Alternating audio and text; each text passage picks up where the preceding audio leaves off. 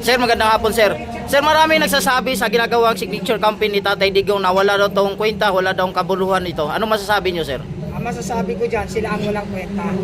Kasi unang-una, itong ginagawa namin ay hindi para sa sarili namin. Itong pagsasakripisyo, kasama na rin kayong mga vlogger, kayo nagsasakripisyo para sa ating bayan at mamayan.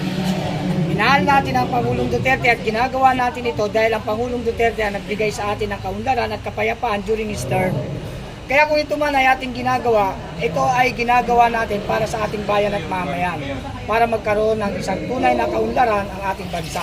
Dahil hanggat nakapiit ang ating dating Pangulong Rodrigo Roa Duterte sa dahig, ay ang mga mamamayang Pilipino ay nasasaktan at nag-iinagpis. Isa na nga tayo dito na nag-iinagpis at nasasaktan. Dahil wala namang tunay na dahilan at kasalanan ang ating Pangulong Rodrigo Roa Duterte para siya manatili sa dahig. Kaya kami, ito, hindi alam ito ng mga Duterte at hindi ito instruction by the Duterte family. Ito ay inisyatibo ng ating mga mamayang Pilipino na nagising na sa katotohanan na ang tunay na kalayaan ay sinasakal na sa panahon ngayon. Kaya kami nag-initiate ng ganitong programa na bagamat ito'y sariling kanya-kanyang voluntarily pagtugon sa pagpapapirma ng mga mamayan, ito naman ay naaayon sa kanilang kagustuhan. Kung ayaw nila, pwede naman din silang pumirma. At kung sila'y naman ay nakikiisa sa kapayapaan at kaunlaran ng ating bayan, pwede naman silang pumirma. At ito ay ginagawa namin hindi para sa aming mga sarili. Ginagawa namin ito para sa bayan at mamayan.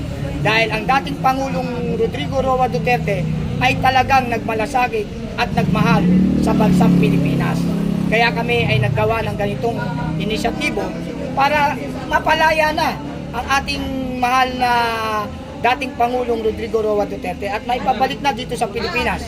Dahil wala naman talagang grounds para siya manatili pa doon.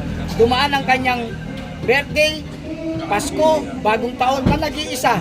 Bilang mga mamayang Pilipino, sa kultura ng mga Pilipino, ang mga event na sinabi ko at nabanggit ko ay napaka-importante sa ating mga Pilipino.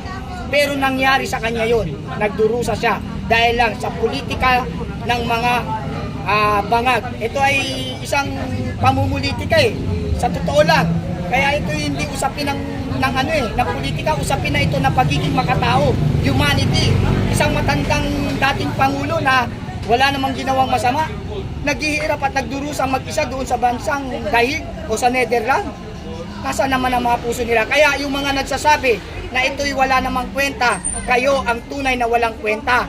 Dahil hindi nyo pinapahalagahan ang mga nagawang kabutihan ng dating Pangulong Rodrigo Roa Duterte. Na itong bansa natin during the term of President Duterte ay payapa at maunlad at tayo nire-respeto ng iba't ibang bansa. Pero ngayon, ano nakikita nyo?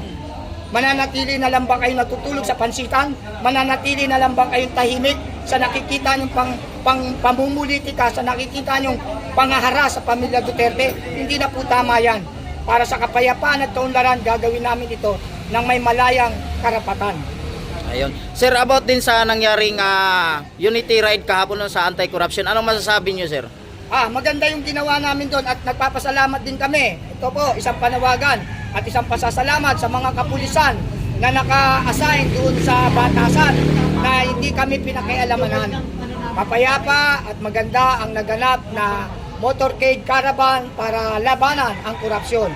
At maganda ang motibo at layunin ng mga mamayang Pilipino kung bakit nag-initiate din o nag-organize din ng caravan na yan para ipakita sa ating pamahalaan na ang mga mamayang Pilipino ay nagkakaisa na, natigilan na ang sobra-sobrang pangungurakot na nagpapahirap sa bansang Pilipinas. Kung tutuusin, mayaman po ang bansang Pilipinas, kaya lang naghihirap tayo dahil sa mga buwaboy. Buhaya sa kapal ng balat, baboy kung lumamon ng pondo ng bayan. Yan po ang dahilan kung bakit may motorcade kahapon. At salamat sa mga kapulisan na naka-assign sa batasan na sila po ay mapayapa at nakikinig lamang sa mga sentimento ng mga mamayang Pilipino. At salamat din sa organizer ng motorcade kahapon sa caravan. Sila former congressman Defensor, sila Jim Para, salamat sa inyong lahat, sa lahat ng mga nag-organize kahapon. At nakita natin na ang pagkakaisa ng mga Pilipino kahapon ay kitang-kita at damang-dama natin. Ayun nga sir, no, nabanggit mo na mapayapa nga ngayong naganap ng motorcade kahapon. Pero may nabalitaan kasi tayo sir, yung nangyari sa Cebu sir, ano masasabi nyo? Ba may nagkahulihan tapos hinarang ng mga pulis sir. May nakulong pa. Yan, para magkaliwanagan.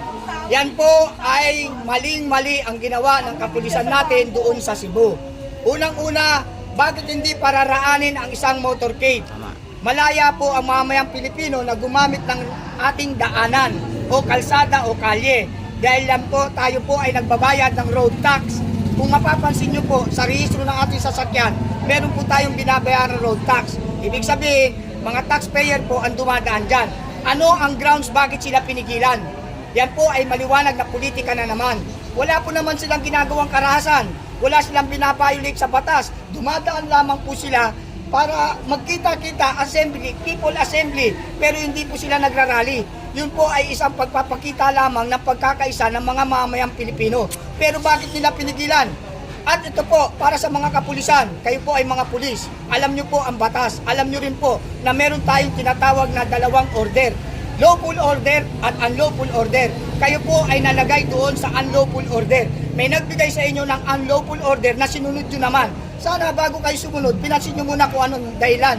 Kailangan, dapat inalam nyo rin. Wala namang ginagawang masama. Ay, higit sa lahat, ito pa masaklap. Tahimik na sila na nag-disperse, umalis na sila, kumakain na.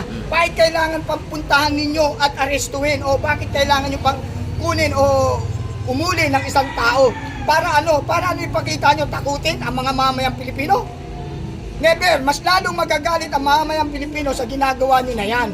Dahil matatalino po ang mga mamayang Pilipino at gising na po sa mga kaganapan sa ating bansa. Sobrang kahirapan, sobrang kurakot, bakit kailangan pigilan ang karapatan ng mga mamayang Pilipino?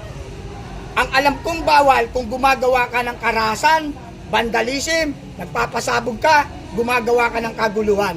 Pero ang isang mapayapang pag-uusap o pag-titipon-tipon, hindi nyo dapat sinasaklawan yan.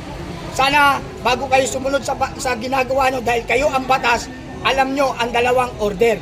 Lawful order, unlawful order. At ang masasabi ko sa inyong mga kapulisyan na nakasain sa Cebu, you are follow the unlawful order. Ayun no. Thank you, sir.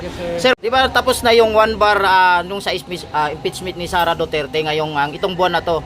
Pero may pahabol pa daw silang magpa-file na ulit sila ng impeachment laban kay BP Sara. Ano masasabi niyo? May kabuluhan pa ba 'yon? Sa akin pananaw, pagsasayang ng oras, ng pera, dahil may pondo yan kada impeachment. May pondong lumalabas dyan, pinuponduhan yan. Pagsasayang ng pondo at pagsasayang ng oras. Sinabi na ng Supreme Court na pinakamataas na hukuman ng bansang Pilipinas na that is not no grounds for impeachment.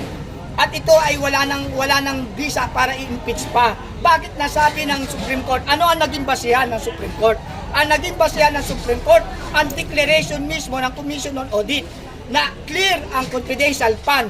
Bakit ba nila pinipersonal o pinupolitika si BP Sara Duterte? Dahil natatakot sila dahil si Sara Duterte, BP natin, ay may plano na tumakbo sa 2028. Yan ang unang dahilan talaga niyan. Namumulitika sila dahil takot sila sa mga Duterte. Dahil ang mga Duterte ay tapat na naglilingkod. Tignan nyo, walang insertion sa mga Duterte. Sa pondo, pag-aralan natin ito, hindi ito dahil Duterte ako, dahil Marcos, hindi ganun eh. Hindi ito usapin ng politika eh. Usapin ito ng bayan at mamayan. Hindi komot kami mga supporter ng Duterte dahil pinagtatanggol namin. Hindi. Dahil kawawa ang bansang Pilipinas. Lugmok na sa kahirapan dahil sa ginagawa ng mamamahala ngayon. Kaya sana naman tigilan nyo na. Yung impeachment na yan, walang grounds. Clear by the Commission on Audit. Ngayon, ang pag-aralan ninyo at ang sampahan nyo ng kaso o sampahan nyo ng impeachment, yung mga nagnakaw na maraming ebidensya at merong mga testigo, yun ang imbestigahan nyo. At kung talagang gusto nyong imbestigahan ang confidential fund ng BP Sara Duterte, imbestigahan kayong lahat ng mga congressman at senator dahil lahat kayo ay meron din pondo. Meron din kayong tinatawag na confidential fund. Nasaan yan? Kayo dapat imbestigahan. Mensahe niyo lang kay PRRD lalo na magbi-birthday na po siya ulit ngayong darating ng March 28. March 28, mensahe niyo lang. Yun nga eh, magbe-birthday na naman. Sana bago man lang mag-birthday, nandito na sa Pilipinas ang ating mahal na Pangulong Duterte.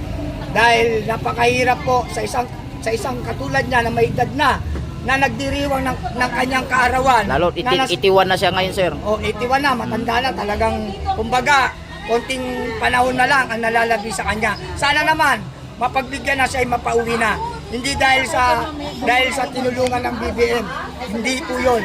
Siya po ay makakauwi sa bansang Pilipinas, hindi dahil sa pakiusap o dahil sa BBM administration. Hindi. Makakauwi ang Pangulong Duterte dahil ito, nagpipirma na po kami, gumagawa po kami ng inisyatibo para makiusap sa ICC o sa DAIG. Napauwi na po dahil wala naman po talagang kasalanan.